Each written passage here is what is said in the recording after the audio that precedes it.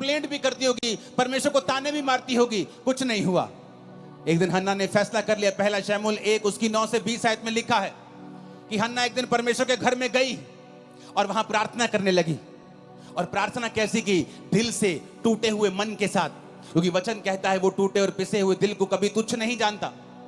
उसने परमेश्वर से प्रार्थना की कि परमेश्वर, अगर तू अपनी दासी के दुख की ओर दृष्टि करे और मेरे को बेटा दे, तो मैं तेरे भवन में वो बेटा तेरी सेवा के लिए दे दूंगी। और उसके होंठ हिलते थे, क्योंकि वो पूरे मन से प्रार्थना कर रही थी, आंसुओं के साथ। लेकिन सुन नहीं रहा था वो क्या कह रही है। उस घर के सेवक ने समझा कि ये नशे में है। उसने कहा, ऐ औरत, अपना नशा छुड़ा, अपना नशा छोड़ दे, क्या वक वक बुड़बुड़ कर रही है तू? उसने कहा, मैं नशे में नहीं आई हूं प्रभु के दास, मैंने जो कुछ भी अब परमेश्वर को कहा है बहुत ही शोकित और कुड़ाई जाने के कारण कहा है। लोगों ने मुझे ताने मारे हैं, मेरी सौतन ने मुझे ताने मारे हैं, सास ने, सब ने ताने मारे हैं, मेरा दिल टूट गया है। मैंने फैसला कर लिया है कि मैं अपना जीवन प्रभु को दूंगी, मैं प्रार्थना करूंगी और परमेश्वर को अपना बेटा भी चढ़ा दूंगी। आपका एक फैसला प्रार्थना करने का, आपका एक फैसला सेवा करने का, आपका एक फैसला पवित्रताई में चलने का, आपकी पूरी लाइफ की बेइज्जती को बड़ी इज्जत में चेंज कर देगा। मैं भविष्यवाणी कर रहा हूं। आपकी सेवकाई को पूरी तरह से बदल देगा। मैं भविष्यवाणी कर रहा हूं। आपके बच्चों की लाइफ को पूरी तरह से बदल देगा। मैं भविष्यवाणी कर रहा हूं। आमीन। ऊंचाई आशीष आपकी है चर्च। Hallelujah, hallelujah. क्या आज आप फैसला करते हैं प्रार्थना करने का? क्या फैसला करते हैं ये जानते हैं कि कोई भी व्यक्ति, कोई भी रिश्तेदार, कोई समाज, आपके एरिया का कोई बड़ा व्यक्ति भी आपकी लाइफ को चेंज नहीं कर सकता है। कुछ देर के लिए आपकी हेल्प कर सकता है, लेकिन पूरा टर्न अराउंड, आपकी लाइफ का पूरा बदलाव सिर्फ परमेश्वर कर सकता है।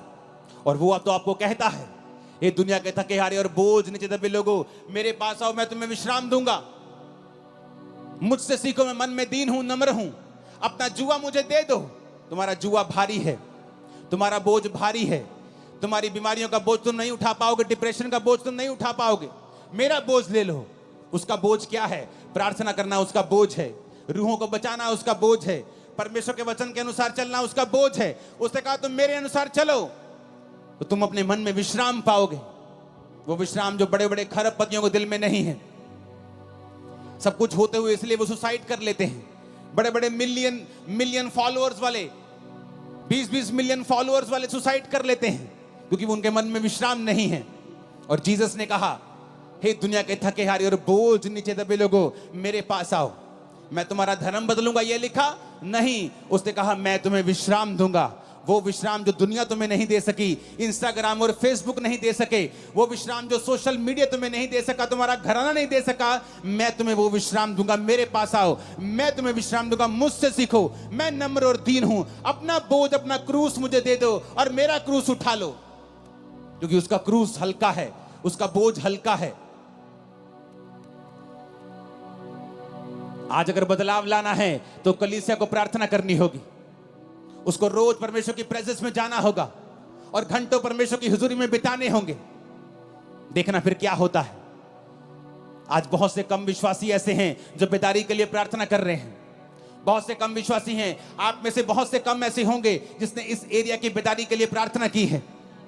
जब आप परमेश्वर के कामों के लिए इस्तेमाल होने लगते हैं, आप प्रभु के लिए, दासों के लिए, प्रभु की सेवकाइयों के लिए, प्रभु के राज्य के लिए प्रार्थना करने लगते हैं और प्रभु के सामने रोज जाने लगते हैं, वो आपके पर्सनल कामों में भी करता है, आपके पर्सनल कामों को भी प्रायोरिटी पे करता है, आपकी हीलिंग को भी वो करता है, आपको चंगा भी करता है, आपके घराने को बचाता भी है, आपको ब्लेस भी करता है, गरीबी के दलदल से आपको बाहर भी निकालता है। जो होने वाला है आज रात के बाद, आप आए किसी और तरीके से, जाएंगे नहीं यीशु मसीह के सामर्थी नाम से। आप हो सकता है एक बांझ के रूप में यहां आए हों, लेकिन एक फलवंत स्त्री के रूप में भविष्यवाणी करता हूं, यहां से जा रहे हैं वापिस यीशु मसीह के नाम में। आमीन। चाहिए आशीष आपकी है चर्च। आप तैयार हैं परमेश्वर को अपना जीवन देने के लिए? आप तैयार हैं प्रार्थना करने के लिए? वही परमेश्वर हन्ना को रोज देखता होगा। हन्ना रोज बुड़बुड़ करती है, मेरे पुत्र क्यों नहीं हैगा, मेरे कुड़ी क्यों नहीं हैगी। अपने हस्बैंड से रोज लड़ती है। हस्बैंड रोज कहना, मैं रब्बा, मैं कोई रब्बा मैं की करा। लड़ाई उसको कुछ नहीं दे पाई, खाना नहीं खाती, खाना छोड़ देती थी, कुछ नहीं हुआ। और एक फैसला किया, एक दिन मैं जाऊंगी और प्रार्थना करूंगी। सब कुछ बदल गया। मेरी लाइफ